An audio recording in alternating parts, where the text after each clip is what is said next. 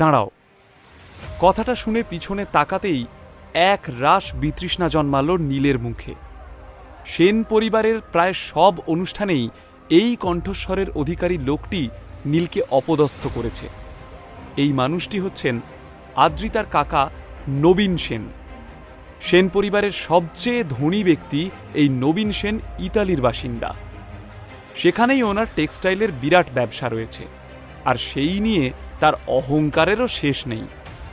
শুধু যে নিজের সম্পদ নিয়ে উনি অহংকার করেন তা নয়, অপরকে ছোট করায় তার জুড়ি মেলা ভার।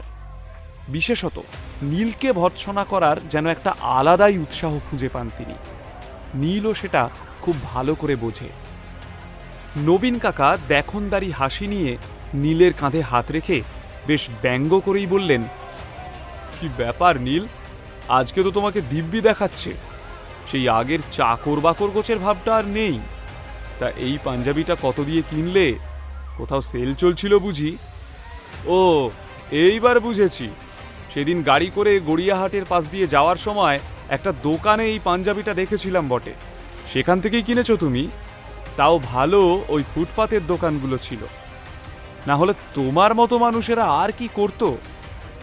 ইচ্ছে করেই নবীন কাকা কথাগুলো বেশ জোর দিয়ে বলছিলেন, যাতে আশেপাশে থাকা আর 5টা লোক শুনতে পায়। কিন্তু নীল নবীন কাকার কথার কোনো প্রতিবাদ করছিল না, বরং তার কথা শুনে মৃদু হাসতে লাগল নীল। তার হাসি দেখে নবীন কাকার গা পিত্তি জ্বলে উঠছিল। কি হে, উত্তর দিচ্ছ না যে? লজ্জা করছে বুঝি? অবশ্য তোমার আবার লজ্জা, বউয়ের পোষ্য হয়ে আছো। সেন বাড়ির দয়া দাক্ষিণে দিব্যি তো চলে যাচ্ছে। লজ্জা টজ্জা করতে গেলে তো এই আরামের জীবন ছাড়তে হতো। তার থেকে বরং লজ্জা ত্যাগ করাই ভালো, কি বলো? এই বলে নবীন কাকা নিজের রসিকতায় নিজেই একটু হেসে নিয়ে ফের বললেন, তা বললে না তো গড়িয়াহাটের ফুটপাত থেকে কত দিয়ে কিনেছো পাঞ্জাবিটা? নীল বুঝল একটা উত্তর না দিলে নবীন কাকার এই জেরা চলতেই থাকবে। তাই তার হাত থেকে রক্ষা পাওয়ার জন্যই নীল মাথা নত করে বলল, 1 টাকাও খরচা করতে হয়নি কাকা। বুঝেছি বুঝেছি, আর বলতে হবে না। এতদিন বউ দয়া করত, আজকাল দোকানদারেরাও দয়া করছে, তাই তোমাকে ওটা দান করেছে। চিত্রা রাগত চোখে নীলের দিকে তাকালো, যেন সবটা ওরই দোষ। ভীষণ খারাপ লাগছিল আদ্রিতার নীলকে এইভাবে অপদস্থ হতে দেখে। মনে মনে সেও ভাবছিল, নীলকে তো সে 10,000 টাকা দিয়েছিল নতুন জামা কাপড় কেনার জন্য। তাহলে কি নীল টাকা বাঁচানোর জন্য সত্যি সত্যি গড়িয়াহাটের ফুটপাত থেকে এই পাঞ্জাবিটা কিনল? নিজের উপর রাগ হচ্ছিল আদ্রিতার। এর চেয়ে নিজে কিছু একটা কিনে দিলে ভালো হতো। কেন যে সে এই অপদার্থটার উপর ভরসা করতে গেল? ভেবেছিল এবার অন্তত মান রক্ষা হবে, কিন্তু এবারেও মুখ ডোবালো নীল। নীলকে নিয়ে হাসি ঠাট্টা শেষ হওয়ার পর এবার নবীন কাকার আক্রমণের পালা আদ্রিতাকে। বিরস বদনে আদ্রিতাকে দাঁড়িয়ে থাকতে দেখে নবীন কাকা ওর কাছে এলেন এবং আপাদমস্তক জরিপ করে বললেন, এ কি আদ্রিতা, নীল না হয় একটা ভিখারি বাড়ির ছেলে, কিন্তু তুমি তো সেন বাড়ির মেয়ে। ছোট থেকেই বড়লোকির মধ্যে মানুষ হয়েছ, তবে তোমার এমন দশা কেন? আদ্রিতা বুঝতে পারে না কোন দিক থেকে আক্রমণটা করতে চলেছেন নবীন কাকা। সে একটু অপ্রস্তুতভাবে গলার হারে শাড়িতে হাত বোলায়। মুখ বেঁকিয়ে নবীন কাকা বললেন, টেক্সটাইলের বিজনেস করি, কাপড় দেখেই তার মূল্য বুঝে যাই। তোমার শাড়িটা খুব বেশি হলে 15,000 হবে কি, তাই তো? ছি ছি ছি, সেন ম্যানসনে পার্টি আর তুমি সেখানে এত সস্তার একটা শাড়ি পরে চলে এসেছো, আমি তো ভাবতেই পারছি না। আমাকে দেখো, স্পেশালি আজকের অনুষ্ঠানের জন্য আমার ইটালিয়ান ডিজাইনারকে দিয়ে এই স্পেশাল স্যুটটা বানিয়েছি। হ্যাঁ, 5 লাখ পড়লো, তবে সে পড়ুক। পারিবারিক অনুষ্ঠানের কাছে এই টাকা তো নস্যি, আমার কাছে আবার ফ্যামিলি ফার্স্ট। আশেপাশে থাকা সকলের মধ্যে একটা বিস্ময়পূর্ণ গুঞ্জন শোনা গেল। 5 লাখ টাকার স্যুট, তাও আবার ইটালিয়ান ডিজাইনারকে দিয়ে?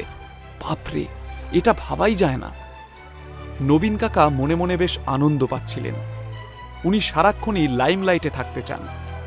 হয় সকলে ওনার প্রশংসা করবে, না হয় ওনার ঐশ্বর্যকে ঈর্ষা করবে। একটা পরিতৃপ্তির হাসি ফুটে উঠল নবীন কাকার মুখে। অন্যদিকে মাটিতে মিশে যেতে ইচ্ছে করছিল আদ্রিতার। পরিবারের এই টক্সিক দেখনদারিতে পাল্লা দিতে দিতে সে যেন ক্লান্ত। এতক্ষণ নীলের মুখে মিটিমিটি হাসি ছিল, কিন্তু এবার তারও মুখ শুকিয়ে গেল। আসলে নিজের অপমান সে মেনে নিতে পারলেও তার স্ত্রী আদ্রিতাকে কেউ কিছু বললে সেটা সে একেবারেই সহ্য করতে পারে না। নীল এগিয়ে গেল নবীন কাকার দিকে। যেভাবে পার্টির একদম শুরুতেই নীলের ঘাড়ে হাত রেখে কথা বলেছিলেন নবীন কাকা, ঠিক সেভাবেই নবীন কাকার ঘাড়ে হাত রাখল নীল। এত তাড়াতাড়ি আদ্রিতার পোশাকের সম্পর্কে এমন সিদ্ধান্ত নিয়ে ফেললেন নবীন কাকা? নবীন কাকা ঝটকা মেরে নীলের হাতটা নিজের ঘাড় থেকে সরিয়ে দিয়ে বললেন, এ কি অসভ্যতা! সামান্য সভ্যতা ভব্যতা জ্ঞানটুকু তোমার নেই?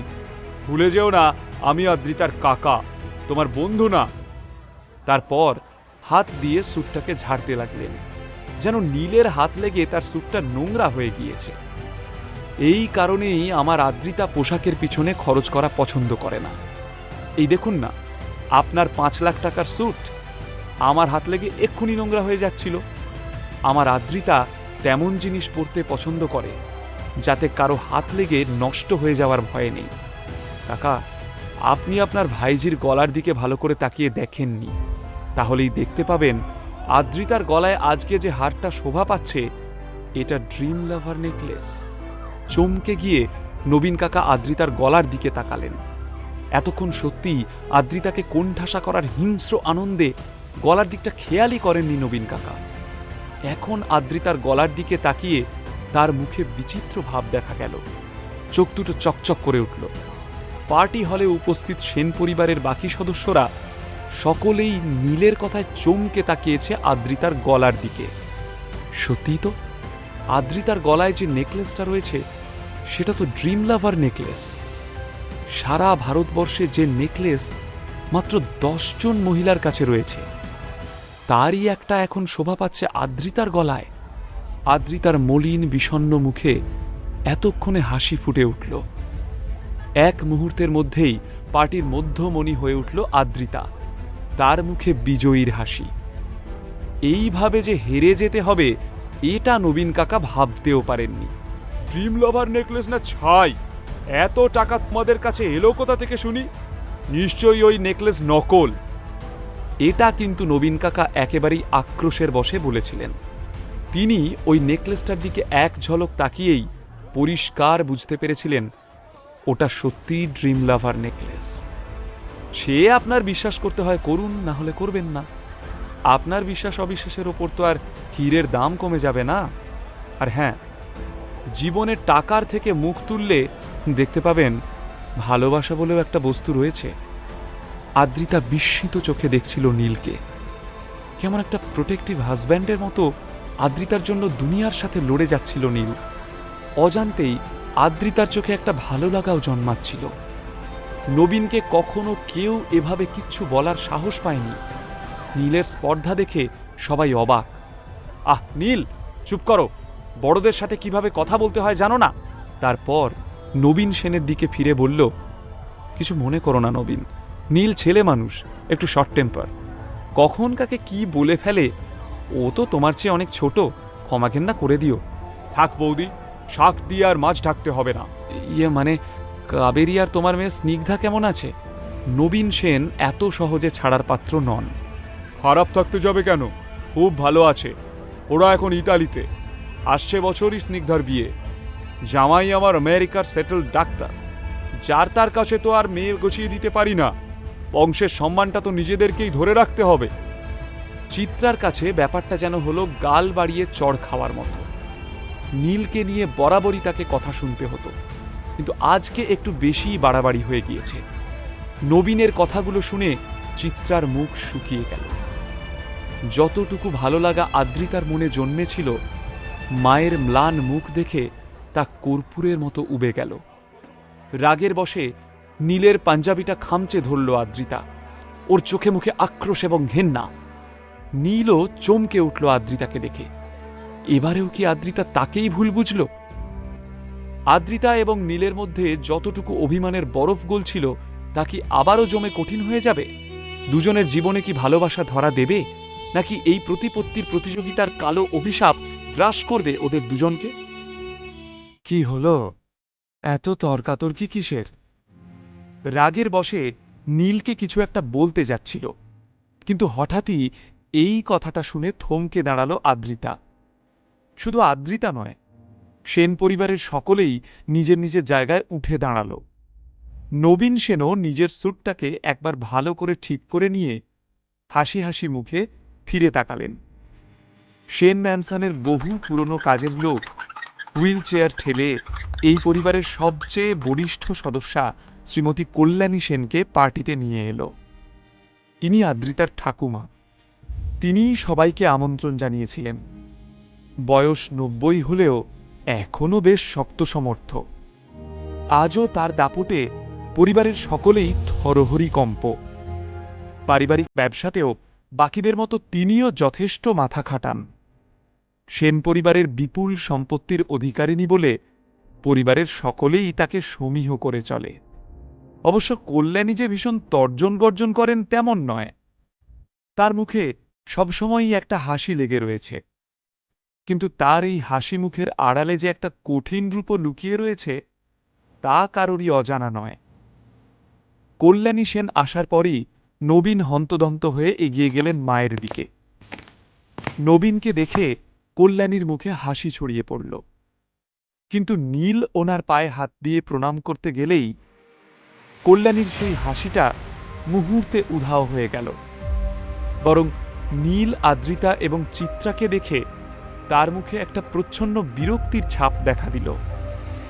আসলে শুধু নীল নয়, চিত্রা এবং আদ্রিতাকেও খুব একটা পছন্দ করেন না কল্যাণী সেন।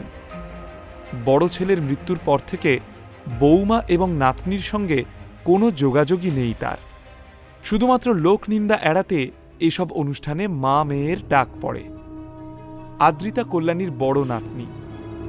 চিত্রা আদ্রিতা দুজনেই জানে এই পরিবারের কেউ ওদের পছন্দ করে না, কিন্তু তাও একটা সামাজিক কর্তব্যের খাতিরে প্রতিবার মুখ দেখাতে চলে আসে ওরা।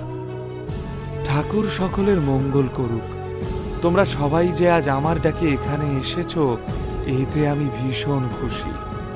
আমার তো ৩ কাল গিয়ে ১ কালে ঠেকেছে। আজ আছি, কাল নেই। যতদিন বেঁচে আছি তোমাদের এভাবেই একজোট দেখতে চাই, তাতেই আমার শান্তি। চলো এবার খেতে বসা যাক। প্রত্যেকটা অনুষ্ঠানেই এলাহি খাবারের ব্যবস্থা করেন কল্যাণী সেন। সব মিলিয়ে একেবারে রাজকীয় আয়োজন। সবার খাওয়া দাওয়া শেষ হতেই কল্যাণী সবাইকে কাছে ডাকলেন এবং গলা খাঁকড়ে বললেন, আজকে তোমাদের এখানে ডাকার পিছনে আমার একটা উদ্দেশ্য রয়েছে। সবার মধ্যে একটা গুজগুজ ফুসফুস শুরু হয়ে গেল। কল্যাণী সেন সবাইকে একসাথে কি বলার জন্য ডাকলেন? একটু বিরতি নিয়ে কল্যাণী সেন আবারও শুরু করলেন। রয়চৌধুরী গ্রুপ অফ ইন্ডাস্ট্রিজ আগামী ২-৩ দিনের মধ্যেই তাদের নতুন সিইওকে নিযুক্ত করতে চলেছে। এটা কিন্তু এখনো কেউ জানে না, যাকে বলে একেবারে ঘোড়ার মুখের খবর, বুঝেছ? কথাটা শোনার সঙ্গে সঙ্গেই সেন পরিবারের সকলে নিজেদের মধ্যে মুখ চাওয়াচাওয়ি করতে লাগল। এমন একটা খবর যে সত্যিই আলোড়নকারী তা অস্বীকার করার উপায় নেই। সকলের মনেই তখন কৌতূহল, এমন একটা সিদ্ধান্ত কেন নিচ্ছে রায়চৌধুরীরা? কি এমন ঘটল যে এমন একটা সিদ্ধান্ত নেওয়ার প্রয়োজন হল? নীল একটু আগে অবধি মনোযোগ সহকারে খাচ্ছিল, কিন্তু রায়চৌধুরীদের নতুন সিইওর প্রসঙ্গটা ওঠার পর থেকেই খাওয়ার দিকে মন থাকলেও তার কান ছিল কল্যাণী সেনের কথার দিকে। কল্যাণী সেন খানিকক্ষণ চুপ করে সকলের মুখের দিকে তাকিয়ে সবার প্রতিক্রিয়া লক্ষ্য করলেন। তাহলে এবার তোমরা বলো, কে কি ভাবছ? এটা কিন্তু আমাদের জন্য একটা বড় সুযোগ হতে পারে। আমি খবর পেয়েছি রায়চৌধুরীদের নতুন সিইও খুব ইয়াং, ওই আদ্রিতার বয়সী হবে। আমার মনে হয় ওদের আরও একবার আমরা অ্যাপ্রোচ করতে পারি। আমরা যদি আমাদের পয়েন্ট অফ ভিউ ওদের এই নতুন সিইওকে ঠিকমতো বোঝাতে পারি, আর উনি যদি আমাদের সাথে কন্ট্রাক্ট সাইন করতে রাজি হয়ে যান, তাহলে সেনদের জন্য সৌভাগ্যের দরজাটা চিরকালের মতো খুলে যাবে। আসলে রায়চৌধুরীরা হলো এমন একটা নাম, যার সাথে সারা বাংলার ছোট বড় সমস্ত কোম্পানিগুলো নিজেদের নাম জড়াতে চায়।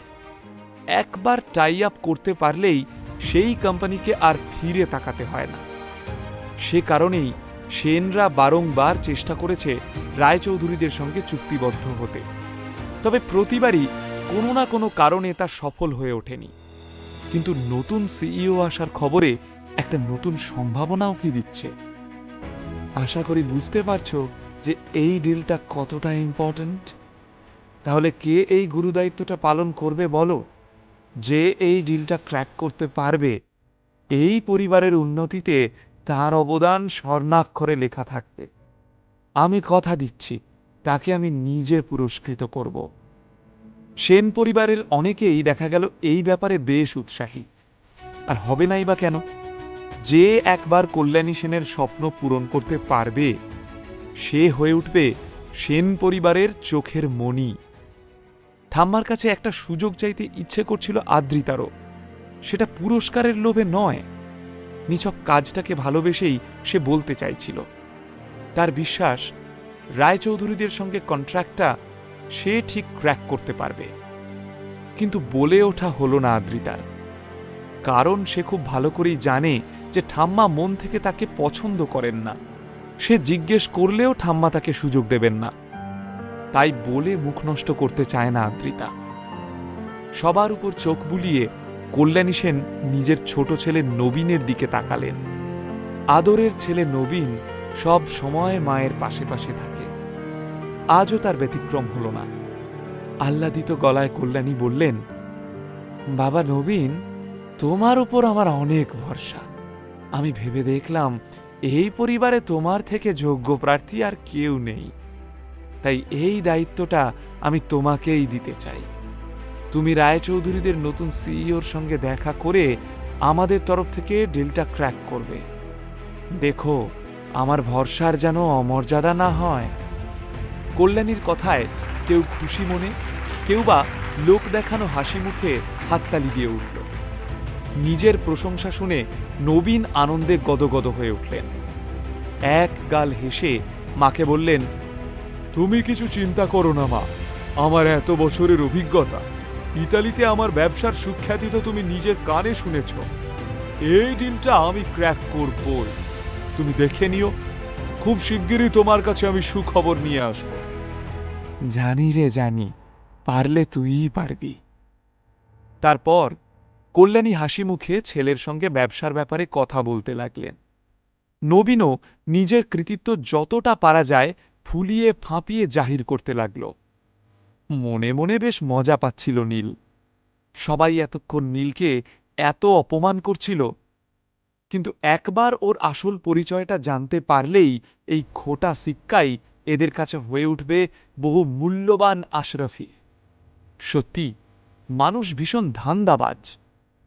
নবীন কাকা যে এত গর্বের সঙ্গে বলছেন ওনার কাছে এই ডিলটা ক্র্যাক করা জল ভাত, তা উনি কি জানেন যে রায়চৌধুরীদের নতুন সিইওকে উনি অলরেডি বিরূপ করে ফেলেছেন? এই কথাটা ভেবেই নীলের ভীষণ মজা লাগছিল।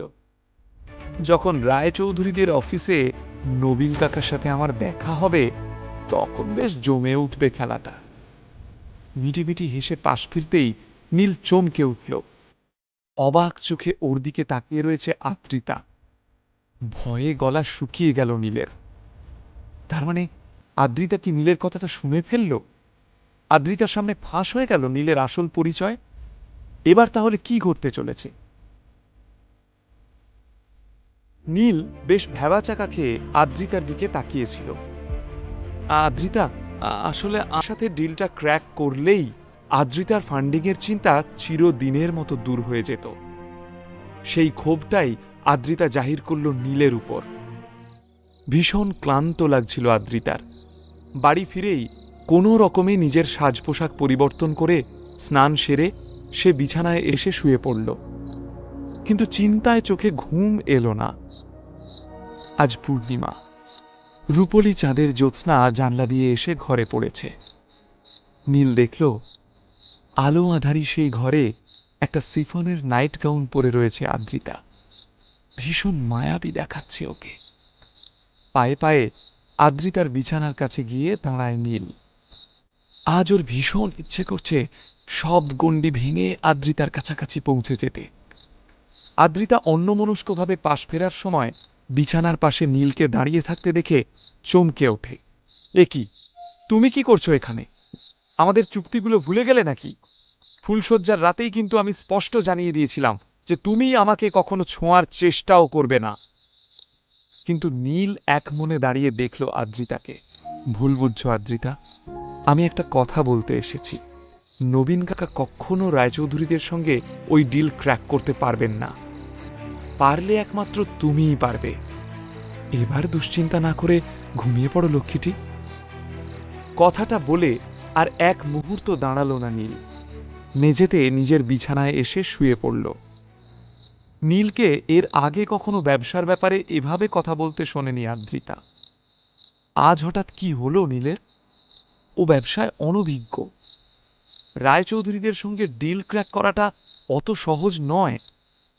আর তাছাড়া নবীন কাকা সেটা ক্র্যাক করতে না পারলেও ঠাম্মির ফেভারিট লিস্টে এখনো অনেক পেয়াদা বাকি।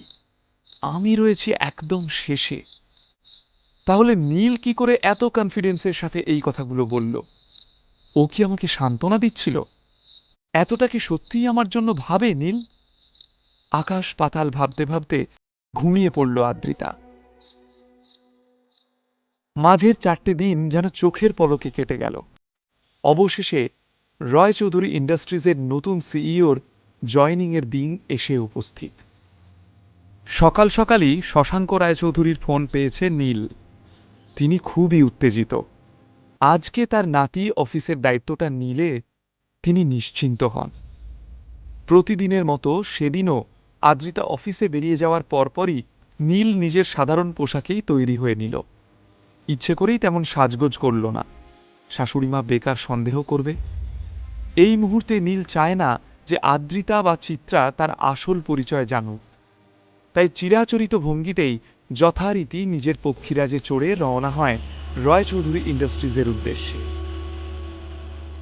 রায়চৌধুরীদের অফিসটা শহরের অন্যান্য উল্লেখযোগ্য বিল্ডিংগুলোর মধ্যে অন্যতম। প্রতিটা ফ্লোরেই রায়চৌধুরীদের নানান রকম কাজকর্ম চলে। একাধিক ব্যবসায় বিনিয়োগ করে এই রায়চৌধুরীরা, তার মধ্যে ফিল্ম ইন্ডাস্ট্রিজও একটা। তাই বড় বড় নামী শিল্পীদেরও যাতায়াত রয়েছে এখানে। রয় চৌধুরী ইন্ডাস্ট্রিজের বিশাল বড় পার্কিংয়ে যখন নীল পৌঁছালো, তখন অলরেডি সেখানে প্রচুর নামিদামি গাড়িরা জায়গা করে নিয়েছে। নীলের আফসোস হলো, এই স্কুটারটা তার কাছে পক্ষীরাজ হলেও এই ব্র্যান্ডেড গাড়িগুলোর ভিড়ে সবার নজর যাবে স্কুটারটার দিকে। এই কোম্পানির সিইও এমন একটা স্কুটারে এসেছেন দেখলে শুধু যে তার দাম কমে যাবে তাই নয়, হয়তো রায়চৌধুরী কোম্পানিরও ভ্যালু কমে যেতে পারে। তাই নীল ঠিক করলো স্কুটারটা এখানে রাখার বদলে রাস্তার উল্টো দিকের ফুটপাতের ধারে পার্ক করে রেখে যাবে। যেমন ভাবা তেমন কাজ। স্কুটারটা পার্ক করে রয়চৌধুরী ইন্ডাস্ট্রিজের বিশাল বিল্ডিংয়ের দিকে এগিয়ে গেল নীল। আর ঠিক তখনই একটা বিকট শব্দ শুনে পিছনে তাকাতেই চমকে উঠল সে। একটা লাল রঙের বিলিতি গাড়ি অতি স্পিডে ছুটে এসে নীলের স্কুটারটাকে ধাক্কা মেরেছে। আর সেই ধাক্কা সামলাতে না পেরে ছিটকে পড়েছে তার স্কুটার। বিশ্রীভাবে তেবড়ে গেছে স্কুটারের পিছনের দিকটা। এ কি আমার স্কুটার! নীল হা হা করে উঠল। স্কুটারের কাছে গিয়ে কোনো রকমে ওটাকে টেনে তুলে দাঁড় করানোর চেষ্টা করল নীল। এই স্কুটারটা শুধুমাত্র একটা ভেহিকল নয়, এটা নীলের বন্ধুও বটে। আর বন্ধু আঘাত পেলে যেমন অন্য বন্ধুর কষ্ট হয়, রাগ হয়, ঠিক তেমনই আক্রোশে ফেটে পড়ল নীল। এই বেরিয়ে আয় শালা, চোখে দেখতে পাস না এত বিজি একটা রাস্তায় এইভাবে জোরে গাড়ি চালাচ্ছিস? দেখ ওর কি অবস্থা করেছিস। ও আরও কিছু বলতে যাচ্ছিল, কিন্তু ঠিক তখনই গাড়ির দরজা খুলে একটি মেয়ে বেরিয়ে এলো। মেয়েটি সামনে এসে দাঁড়াতেই চমকে উঠল নীল। তুমি? এই মেয়ে আর কেউ নয়, নীলের কলেজ ক্রাশ সোহিনী। ওকে দেখে নীল খানিকক্ষণ ভ্যাবাচাকা খেয়ে গেল। দুজনেই কিছু একটা বলতে যাবে, তার আগেই গাড়ির ডান দিকের হেডলাইটের দিকে চোখ পড়ল সোহিনীর, আর অমনি ওর চক্ষু চড়ক গাছ হয়ে গেল। প্রচণ্ড জোরে ধাক্কা লাগায় ডান দিকের হেডলাইট ভেঙে গিয়েছে।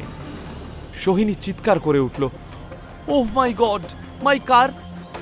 নীল, এই বিচ্ছিরি স্কুটারটা তোমার, তাই না? দেখো, তোমার ওই সস্তা স্কুটারের জন্য আজ আমার গাড়ির কি অবস্থা হলো। দেখো, গাড়িটা একদম ব্র্যান্ড নিউ, কালই কিনেছি, আর আজকেই এর হেডলাইট ভেঙে চৌচির হয়ে গেল। সব তোমার জন্য হয়েছে, অপদার্থ কোথাকার! যা বাবা, আমি কি করলাম? আমার স্কুটার তো রাস্তার ধারে দাঁড় করানো ছিল, তোমার গাড়িটাই তো বরং এসে... শাট আপ! একদম বাজে বকবে না। নীলকে ধমক দিয়ে উঠল সোহিনী। এখন তোমার মতো থার্ড ক্লাস ছেলের কাছে আমাকে গাড়ি চালানো শিখতে হবে? নিজে রাস্তার মাঝে স্কুটার রেখে আমার ড্রাইভারকে গালিগালাজ করছো? এই হেডলাইটটা সারাতে জানো কত টাকা লাগবে? It's costlier than your bloody pocket money. এক নিঃশ্বাসে কথাগুলো বলে গেল সোহিনী। রাস্তা দিয়ে যাতায়াত করা লোকগুলো ঘুরে ঘুরে সোহিনী নীলের ঝগড়া দেখছিল। দেখো সোহিনী, তুমি ভুল করছো, এখানে কিন্তু আমার কোনো দোষই নেই। Please don't create any scene here. আমি একটা জরুরি কাজে এসেছি। ওয়াও, তুমি জরুরি কাজে এসেছো? তোমার কোনো দোষ নেই, তুমি ধোয়া তুলসী পাতা, আর আমি তো এখানে ঘাস কাটতে এসেছি, তাই না? তেলে বেগুনে জ্বলে উঠল সোহিনী। বাই দ্য ওয়ে, এই রয় চৌধুরী গ্রুপ অফ ইন্ডাস্ট্রিজের বিল্ডিং এর সামনে দাঁড়িয়ে তুমি কি করছিলে? হ্যাঁ, এইসব জায়গায় তোমার মতন 5 পয়সার লোককে মানায় না। তুমি নিশ্চয়ই এখানে সিকিউরিটি গার্ডের চাকরির জন্য এসেছো, তাই না? সিকিউরিটি হয়ে গেস্টের গাড়ির এমন খারাপ অবস্থা করলে তুমি? নীল কিছু বলতে যাচ্ছিল, কিন্তু তার আগেই সোহিনী খপ করে ধরল নীলের হাতটা। চলো আমার সাথে, তোমার নামে কমপ্লেইন করব। আমিও দেখি তুমি কিভাবে এখানে কাজ করো। সোহিনীর আচরণে ঘাবড়ে গেল নীল। ভেতরে রায়চৌধুরীদের সব বোর্ড মেম্বার্সরা অপেক্ষা করছে। সোহিনী যদি এভাবে নীলকে নিয়ে ঢোকে, তাহলে তো নীলের সাথে সাথে রায়চৌধুরীদেরও নাক কাটা যাবে। নীল আটকানোর চেষ্টা করলেও শক্ত হাতে সোহিনী ধরে রেখেছে নীলের কবজি। ঘাবড়ে যায় নীল, আজ বুঝি একটা কেলেঙ্কারি ঘটবে। রায়চৌধুরীদের অফিসে কি ঘটতে চলেছে? অফিসের প্রথম দিনেই কি কোনো সর্বনাশ ঘটে গিয়ে নীলের স্বপ্ন অধরা থেকে যাবে? সোহিনী যখন নীলকে টেনে নিয়ে যাচ্ছিল, তখনই রয়চৌধুরী ইন্ডাস্ট্রিজের বিল্ডিং থেকে একজন ভদ্রলোক বেরিয়ে আসে। সোহিনীকে দেখেই মুখে বিগলিত হাসি নিয়ে সে বলে, আরে সোহিনী, তুমি চলে এসেছো, তোমার কন্ট্রাক্ট পেপার জাস্ট রেডি হচ্ছে। নীল আশ্চর্য হয়ে দেখল সোহিনীর মুখে লেগে থাকা সমস্ত রুক্ষতা মুহূর্তের মধ্যেই মুছে গেল। সত্যি, সোহিনী খুব ভালো অভিনেত্রী। কে বলবে যে একটু আগে ও ওভাবে গলা ফাটিয়ে ঝগড়া করছিল? সোহিনী লবঙ্গ লতিকার মতো মিষ্টি গলায় বলল, আমি তো ওপরেই যাচ্ছিলাম অরূপদা, কিন্তু দেখো না কেমন একটা বাজে ঝামেলায় ফেঁসে গেলাম। এতক্ষণে নীল আর সোহিনীর ঝামেলার জেরে বেশ কিছু লোক জমায়েত হয়েছে বিল্ডিংয়ের সামনে। কি ঝামেলা হয়েছে সোহিনী? তুমি শুধু আমাকে বলো, আমি এক্ষুনি সলভ করে ফেলছি। নীল শুধু অবাক হয়ে দেখছিল কাণ্ডটা। দেখো না, এই লোকটা স্কুটারটা আমার গাড়ির কি অবস্থা করেছে। এই ছোকরা, কে তুমি? কি ধান্দা? হ্যাঁ, ম্যাডামের গাড়িটার যা দশা করেছো, নিজেকে বিক্রি করেও তো তার জরিমানা দিতে পারবে না। নিজের ক্ষমতা দেখিয়ে সোহিনীকে ইমপ্রেস করতে চাইল অরূপ। অরূপদা, তোমরা নতুন সিকিউরিটি গার্ডের জন্য যে বিজ্ঞাপনটা দিয়েছিলে না, মনে হয় সেই বিজ্ঞাপন দেখেই কাজ চাইতে এসেছে। তুমিই বলো অরূপদা, যে এতটা কেয়ারলেস, স্কুটার কিভাবে পার্ক করতে হয় তাই জানে না, সে এত বড় একটা কোম্পানিতে সিকিউরিটি গার্ডের চাকরি করার যোগ্য? নীল চুপচাপ শুধু তামাশাটা দেখে যাচ্ছিল, মুখে কিছু বলছিল না। একদম ঠিক কথা, একেবারেই যোগ্য নয়, ওকে আমি শায়েস্তা করছি। তারপরই নীলকে ধমক দিয়ে অরূপ বলল, এই কি চাই? হ্যাঁ, কোনো চাকরি বাকরি হবে না, যাও ভাগো। আরে আচ্ছা, মুশকিল তো, দোষটা ওনার, আর আপনি আমায় কথা শোনাচ্ছেন। আর ওনার তো সামান্য হেডলাইটই ভেঙেছে, আমার দেখুন তো পুরো স্কুটারটাই একদম থেতলে গেছে। উল্টে আমারই ক্ষতিপূরণ চাওয়া উচিত।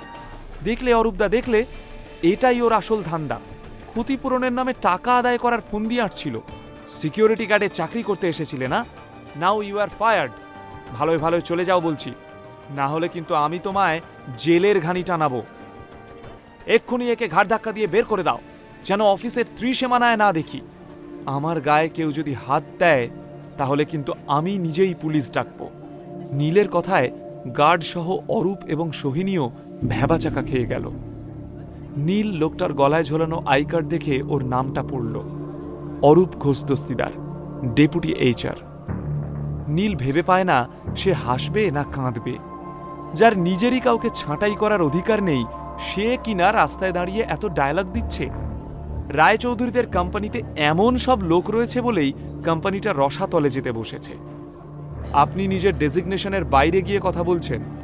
কোনো এমপ্লয়িকে রাখা বা ছাঁটাই করার কোনো অধিকার আপনার নেই। কথাটা শুনে কয়েক মুহূর্তের জন্য স্তব্ধ হয়ে গেল অরূপ।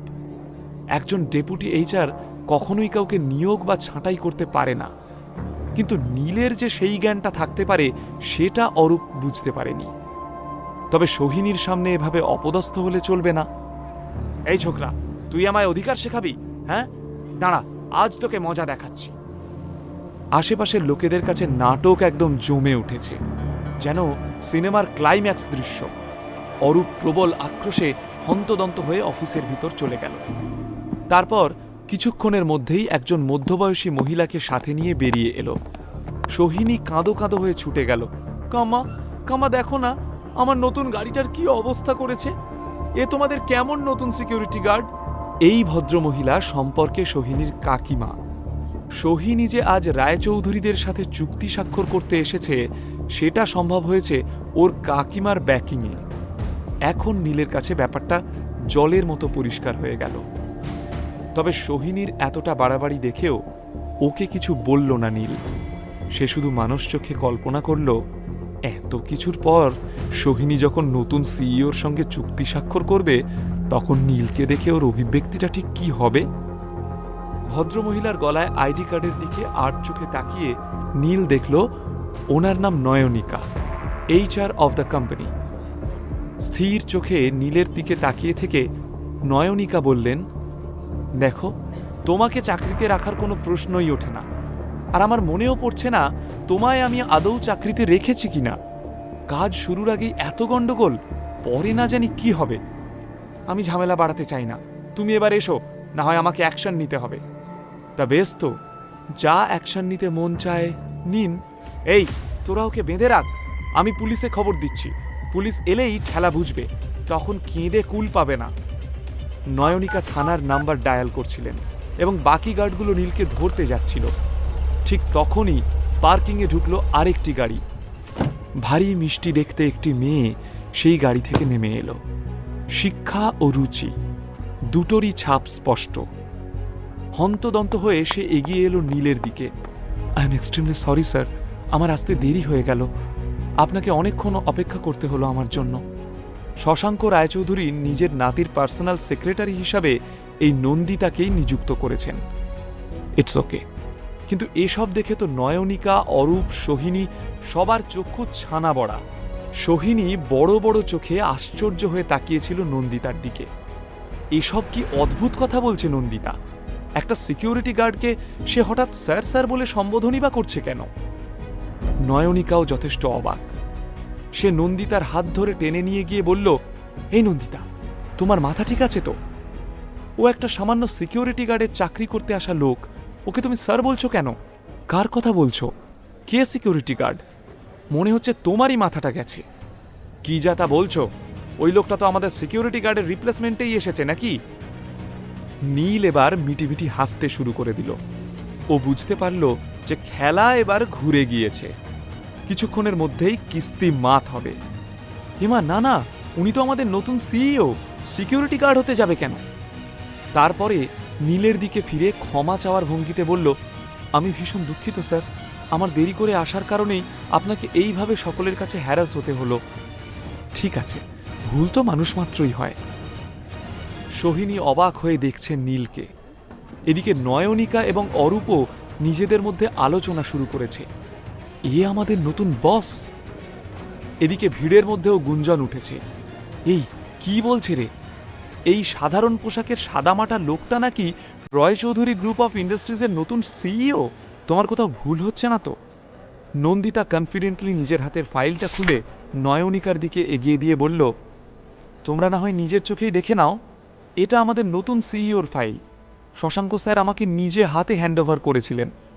আমাদের নতুন সিইও স্যারের ফটোগ্রাফও রয়েছে। এবার আশা করি তোমাদের বুঝতে কোনো অসুবিধা হচ্ছে না যে ইনিই আমাদের নতুন সিইও। নয়নিকার ঠিক পিছনে দাঁড়িয়েছিল সোহিনী। ছবিটা দেখেই চমকে উঠল সে। বিড়বিড় করে বলল, অবিকল নীলের মতো দেখতে। ম্যাডাম, আমি তাও বলবো আপনার কিছু ভুল হচ্ছে। আমি মানছি ছবির সাথে এর চেহারার অনেক মিল আছে, কিন্তু এই সিকিউরিটি গার্ডের নাম নীল। ও আমার সাথে একই কলেজে পড়েছে, ওকে আমি বহু বছর ধরে চিনি। নয়নিকা, সোহিনী, অরূপের মুখে জিজ্ঞাসা। এবার যদি এই মারাত্মক ভুলটা ঠিক করে নেয় নন্দিতা। নীল তাকিয়েছিল সোহিনীর দিকে। সত্যি কতই না চেষ্টা করছে মেয়েটি, শুধুমাত্র আমায় ছোট করবে বলে এত প্রচেষ্টা। ইয়েস ম্যাডাম, আপনি একদম সঠিক নামটাই বললেন। আমাদের নতুন সিইওর নাম নীল রায়চৌধুরী। কথাটা শোনার সঙ্গে সঙ্গে নয়নিকা আর সোহিনী প্রায় একসঙ্গে ঝুঁকে পড়ল ফাইলের উপর। ফাইলে নতুন সিইওর নামের জায়গায় পরিষ্কারভাবে বড় বড় অক্ষরে লেখা রয়েছে নীল রায়চৌধুরী। সেটা দেখে সোহিনীর পায়ের তলার মাটি কেঁপে উঠল।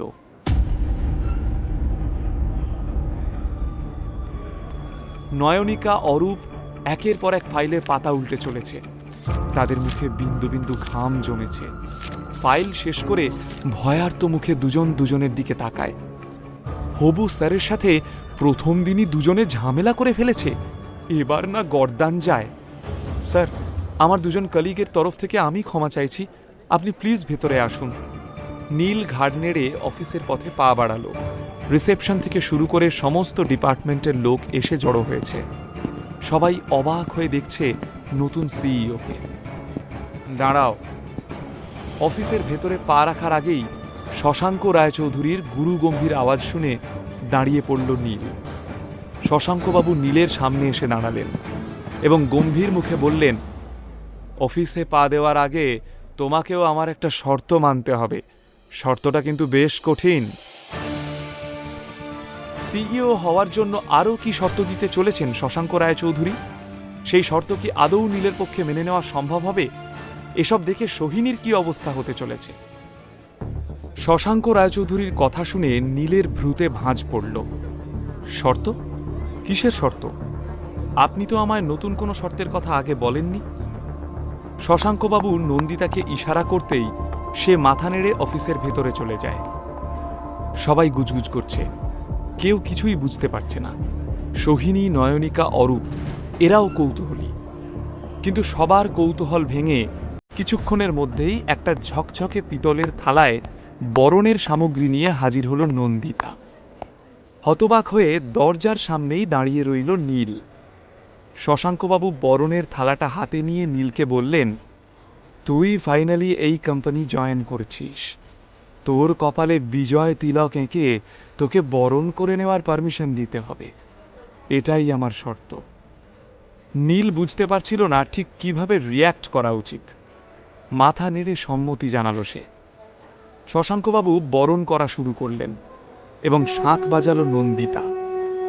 এতক্ষণ যত অপমান নীলকে সহ্য করতে হয়েছে, শশাঙ্ক রায়চৌধুরীর এই আপ্যায়ন যেন এক লহমায় সেই সব অপমানকে ধুয়ে দিল। শশাঙ্কবাবু বললেন, এসো নীল, নিজের রাজত্ব এবার তুমি নিজে বুঝে নাও। নীল আশ্চর্য হয়ে তাকিয়ে রইল দাদুর দিকে। একবারের জন্য মনে হলো হয়তো দাদু সত্যিই অনুতপ্ত হয়েছেন, কিন্তু পর মুহূর্তেই নীল নিজেকে বোঝালো এটা সেন্টিমেন্টাল হওয়ার সময় নয়। বুঝে শুনে পা ফেলতে হবে নীল, সবে তো পথ চলা শুরু, এখনো অনেকটা পথ বাকি। নিজের মনকে বুঝিয়ে কনফিডেন্সের সাথে অফিসে ঢুকল নীল। রায়চৌধুরীদের অফিসের ভেতরে ঢুকে নীল স্বস্তি পেল। একদিন এই অফিস থেকেই তাকে বেরিয়ে যেতে হয়েছিল। আজ সেই অফিসে ফিরে এসে তার মনে হলো সে যেন যুদ্ধ জয় করেছে। মুখে একটা হাসি রেখে সেই করিডোর ধরেই এগিয়ে চলল নীল। সব কর্মচারীরা উঠে দাঁড়িয়ে নীলকে অভিবাদন জানালো। লিফটে করে 11 তলায় নেমে নিজের কেবিনের দিকে পা বাড়ালো নীল। বিশাল বড় কেবিনের 3 পাশ জুড়ে দেওয়াল, শুধুমাত্র একটা দিক কাঁচ দিয়ে বাঁধানো। সেখানে দাঁড়ালে সারা শহর দেখা যায়। সেদিকে চোখ বুলিয়ে আরামদায়ক গদিওয়ালা চেয়ারটায় বসল নীল। উফ, এই মুহূর্তটা নীল কোনো দিনও ভুলতে পারবে না। এমন সময় নন্দিতা দরজায় নক করল। May I come in sir? Neel সম্মতি জানালে নন্দিতা একটি বক্স এনে নীলের হাতে দিল। সেই বক্স থেকে নীল বের করল ওর বাবা হীরেন রায়চৌধুরীর ছবি।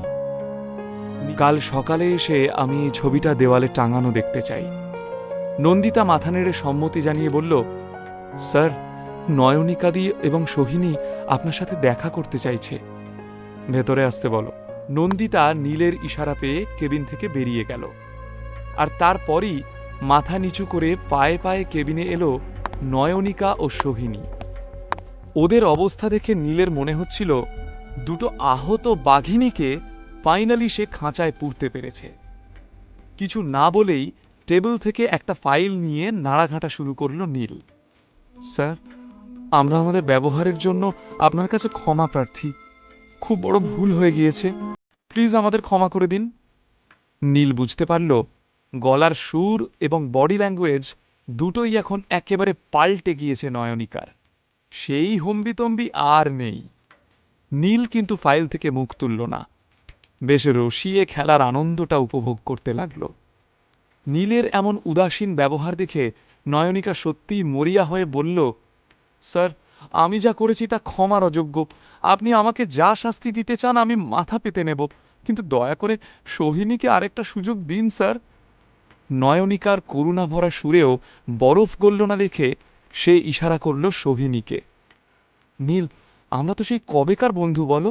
বন্ধুদের মধ্যে কত রকম ঠাট্টা ইয়ার্কি হয়। বন্ধু ভুল করলে তা তো বন্ধুই শুধরে দেয়। বন্ধুত্বের দাবিতে তুমি কি আমাকে একবারের জন্যও ক্ষমা করবে না? অত্যন্ত নমনীয় গলায় বলল সোহিনী।